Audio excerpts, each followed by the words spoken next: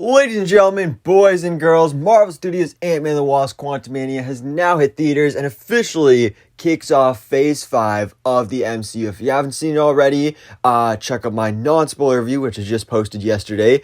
And if you haven't seen the movie at all yourself, then it's probably not a good idea to watch this video because this is going to be my spoiler review for the film where we are talking, you guessed it, spoilers. So be warned if you haven't seen it and, you still don't care, then I guess go ahead and keep watching. But so we're talking spoilers for Ant-Man and the Wasp: Quantumania. Final warning for that. And of course, check out my non-spoiler review as well, even if you are watching this also, because I talked about some different stuff in that video that I don't want to retread on here. So definitely check that out for some different points and things that were brought up as well. But for those of you that didn't watch my non-spoiler review, basically, I really enjoyed this movie. I mean, it's getting terrible reviews online, and a lot of fans hate it. And while I can see some of their points, at the same time, I really don't understand. I mean, obviously, everyone is entitled to their own opinions, but some of the reasonings people have are just, I don't want to say it's stupid, but it just doesn't really completely make sense. Like excuses of like, oh, this is too interconnected. It's just setting up more stuff for the future of the MCU. When literally all people were complaining about in Phase 4 is, oh, these projects are too disconnected. I don't see where any of this is going. Well, now you get your connected stuff and people are upset about it. So I don't understand any of that. I really enjoyed the movie. But let's talk about some of these characters. So obviously we have Paul Rudd starring as Scott Lang, aka Ant-Man himself. And this is the conclusion to his trilogy. Now, does it work as a conclusion to the trilogy? As much as I like this movie, I wouldn't say it was. I feel like they are, hopefully, at least I would like an Ant-Man 4. I hope they're going to continue the story in that because there's definitely the potential for that. Because the big thing with this film is that it's very different from the first two. The first two are very grounded, and this is a sci-fi action adventure in the quantum realm.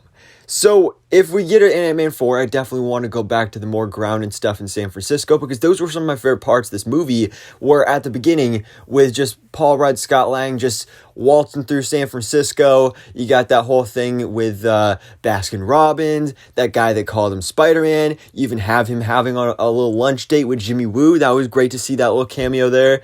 I just love that. I just love Paul Rudd is just awesome, and Scott Lang is a hilarious character, so that was great to see throughout there at the beginning, and then a little bit at the end as well.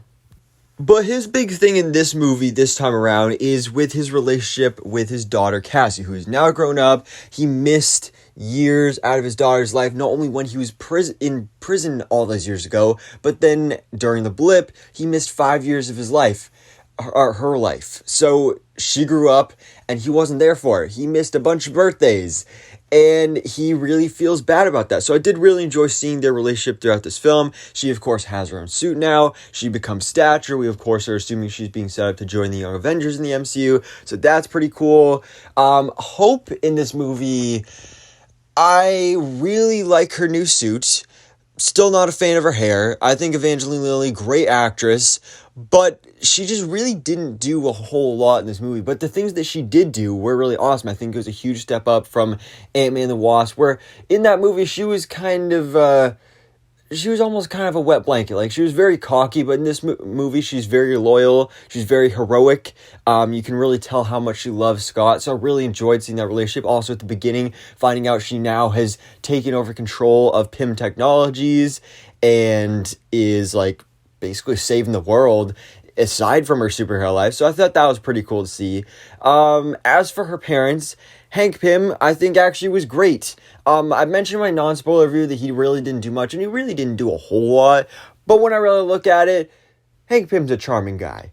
I really enjoyed, all the stuff with his ants. He's like obsessed with ants in this movie, with his smart ants. So that was fun to see because, of course, he was the original Ant-Man. So that was fun. And also his interactions with Janet. Because Janet, we talk about how, she's been in the quantum realm for 30 years. And she one interesting thing I want to point out is her relationship with Krylar. Of course, Bill Murray's character. Bill Murray was only in one scene. I thought what we got of him, he was great. He was funny. Bill Murray, of course, is always awesome, despite recent controversies with that man. But I really enjoyed that. But I think it's really interesting, the whole that she had needs during her time down there, which some people may say, like, oh, that's awkward to bring up in front of your husband and your kid. But I think it makes sense. I actually really enjoy that addition because, 30 years down there, of course, there's going to be needs. And I love how Hank was talking about, he had lunch with this woman a couple times, just didn't work out. She was like, oh, why not? Because she wasn't you. Like, that's just so romantic. So I really enjoyed that. But Michelle Pfeiffer really was one of the best parts of this character. I loved her flashbacks with Kang the Conqueror. Because if you watch my non-spoiler review, you'll know that I agree with most other people that Kang the Conqueror was the best part of this movie. And I think my favorite part of Kang in this movie was in those flashbacks. Because, in present day in the quantum realm, he was very just full-on villain, which I still really enjoy. Like, that was awesome to see. I loved his action sequences and everything. But I really enjoyed the more morally gray Kang that we had in those flashbacks, like how Janet saved his life and they had that relationship together, and then that just instant turn. And the backstory developed here isn't like super thorough, and again, I feel like they'll probably develop that more in Avengers the Kang Dynasty, but from what we got from Kang here, he was really great to see. Jonathan Majors is a great actor because this is a variant of He Who Remains who we saw in Loki, and this is a very different character from He Who Remains because it's a variant. So Kang was great. His suit was beautiful. It's so comics accurate. I absolutely love that. But the one thing with Kang is the ending. When it comes to this movie, I really love the first 2/3, and then the ending, the last third of this movie is where it kind of falls apart for me a bit. Because when it comes to Kang, he is this huge threat. He is destroying all of these quantum realm resistance fighters and all the rebels and all those people. And then he gets defeated by a bunch of ants. That was kind of embarrassing for Kang. This is supposed to be like our next big bad. This is the next Thanos. He's supposed to be even more powerful than Thanos, and he gets defeated by a bunch of ants. Now, obviously, he's fine after that, and he comes back to fight Ant-Man again. But then, after this brutal fight with Ant-Man, which really doesn't last very long, he's supposedly killed. And our post-credit scene confirms that he is dead. But is he? He gets sucked into this multiverse machine, whatever it was called, and that is it. That is the last that we see of Kang the Conqueror. And I'm just so confused by this, because I highly doubt that he's dead, because this is Kang the Conqueror. This is supposed to be the Kang the Conqueror. We literally have Avengers, the Kang Dynasty. Sure, we have a bunch of Kang variants, but I feel like this is and kind of has to be the Kang. So I feel like it's pretty likely that this Kang is still alive. He was just sucked in there into this, because it was a full circle moment where at the beginning of this movie, in the flashbacks, we saw how Janet destroyed the core to the time machine, or the multiverse machine, and Scott did that same exact thing, that same exact move in this scene and destroyed it as well. But we know it didn't actually destroy the core. It basically just shrunk it. And that's why Kang needed Scott to go down and retrieve in this film. So I feel like Kang is alive. He's just been shrunken alongside his multiverse core. So he will be back. At the end of the credits, it says Kang will return. And that could honestly be referring to the other Kang variants we see appearing in those post-credit scenes. But I feel like it has to be this Kang, and this Kang will return. But then we have Modoc. So Modoc, again, is another big controversial part of this movie. A lot of people say the CGI is bad. He's stupid looking. He acts stupid. It was a terrible version of the character. And so the big reveal here is that Modoc is actually Darren Cross, aka Yellow Jacket, played by Corey Stoll from the first Ant-Man movie. So we already knew about this, most of us, or at least I did going into this. It's been reported for a while that was going to be the case. We saw it in the trailer a little bit. So Darren Cross is Modoc. And it's a very different version of Modoc from the comics, but I don't mind it. As I talked about in my non-spoiler review, this is basically how Modoc is in the comics. I mean, he's a henchman for Kang, which most of the time Modoc is just a henchman for bigger, badder villains, and he's very cocky and smart aleck and douchey like Darren is here. And so I actually enjoyed that. And, I was going into this really concerned about Modoc because of all the reviewers and critics saying how bad he was and how terrible they did Modoc. But it wasn't bad at all. Like, I thought they were just going to turn him into a stupid little joke. But no, he was actually kind of terrifying and menacing at certain points here. Did he look ridiculous when he took the mask off? Yes. But, I mean, if you got shrunken down to that size with your head still large and then having little baby arms and baby legs and all that stuff, you would look disgustingly weird. I don't think the CGI looked bad like some people say. Honestly, I think most of the CGI in this film was actually great to see. I mean, Modoc's design, it looks how it realistically should look if a character like Darren Cross became Modoc. Now, do I wish that we had a better appearance of like the MCU debut of Modoc, the live action debut of Modoc being George Tarleton and going with a more comics accurate origin involving AIM, advanced idea mechanics, and doing all that stuff? Yes, that's definitely something I would have preferred to see.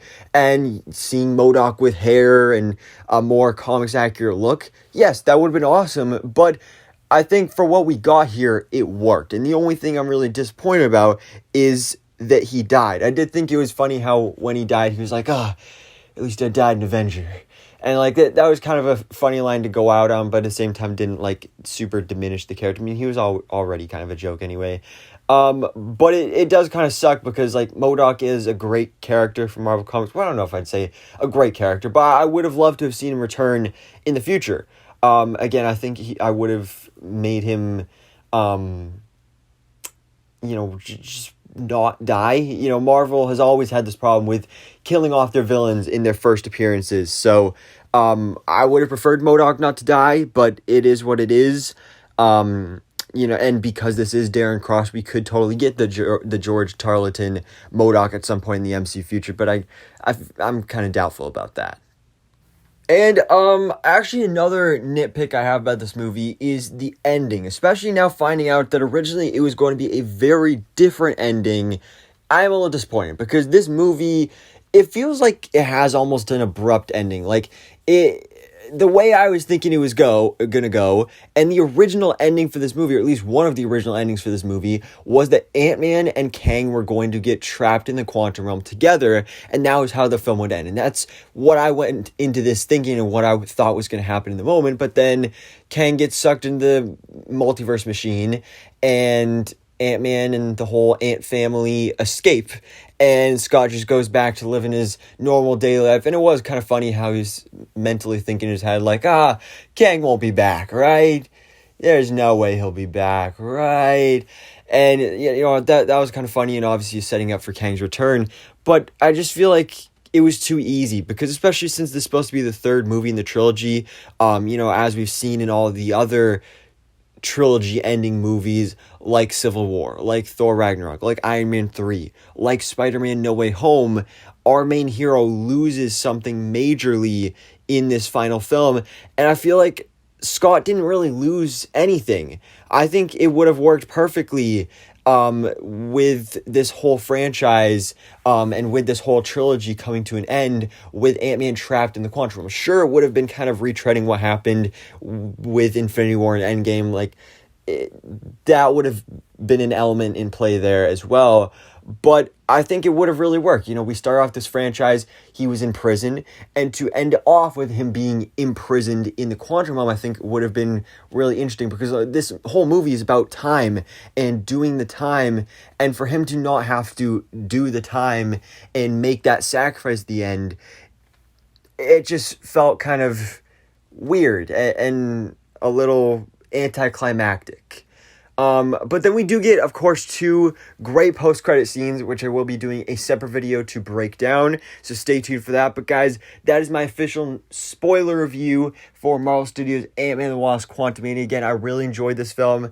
Thinking about it now, when it comes to ranking the Ant-Man movies, I think I still would put the first Ant-Man movie at the top. I love that movie. It's such an underrated MCU film. I think I would put Quantumania next, because this was just a movie I had a lot of fun with. And then Ant-Man and the Wasp, I still really love that movie as well, but that would be probably third. So, this whole franchise, I've really enjoyed it. Again, I really do hope we get an Ant-Man 4. Stay tuned for that post-credit scene breakdown. But for now, guys, let me know your thoughts in the comments below. What did you think about Ant-Man and the Wasp: Quantumania?